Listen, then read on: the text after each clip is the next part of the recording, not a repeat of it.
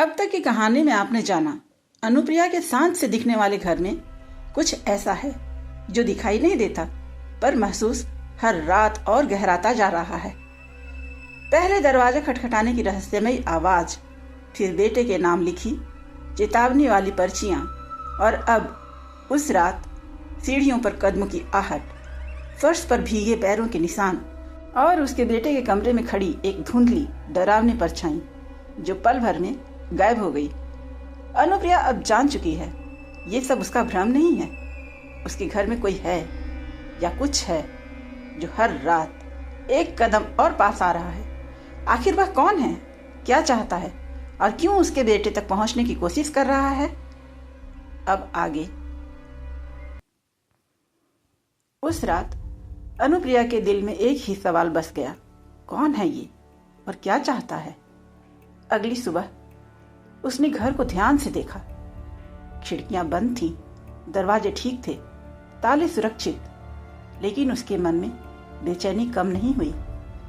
शाम होने लगी, बेटा होमवर्क में लगा था, लेकिन अनुप्रिया पूरे समय उस पर नजर रखे हुए थी, जैसे हर पल उसे कुछ हो जाने का डर हो।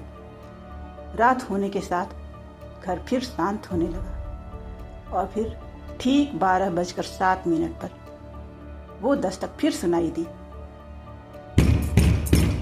इस बार आवाज धीमी नहीं थी, सीधी, साफ और भारी। अनुप्रिया घबराई, लेकिन डर पर काबू किया। उसने दरवाजा खोला और पहली बार वो उसे दिखी। दरवाजे के सामने एक औरत, सफेद साड़ी, भीगे बाल, चेहरे पर अजीब सी उदासी, आंखों में बेचैनी और हाथ बिल्कुल ठंडे। वो चुप थी, कुछ नहीं बोली। 2-3 सेकंड की खामोशी। अनुप्रिया सांस रोककर उसे देखती रही, फिर कांपती आवाज में पूछा, वह कौन हो तुम।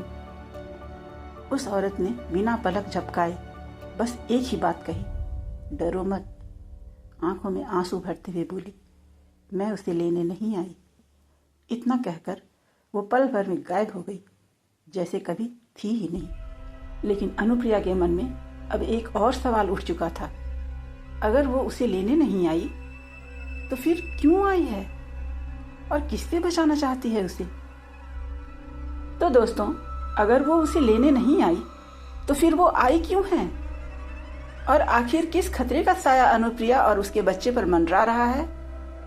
ये राज अब और गहराता जा रहा है।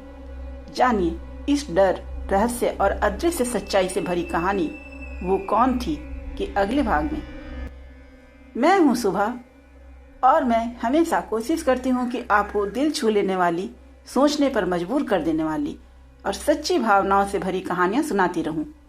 अगर मेरी कहानियां आपको पसंद आती हैं, आपके मन को छूती हैं या आपके दिल में कहीं एक छोटी सी भी लहर पैदा करती है तो चैनल को सब्सक्राइब जरूर करें। आपकी एक छोटी सी कमेंट मुझे अगली कहानी लिखने के लिए सबसे बड़ी प्रेरणा देती है। आपका आशीर्वाद यूं ही बना रहे। धन्यवाद। नमस्कार।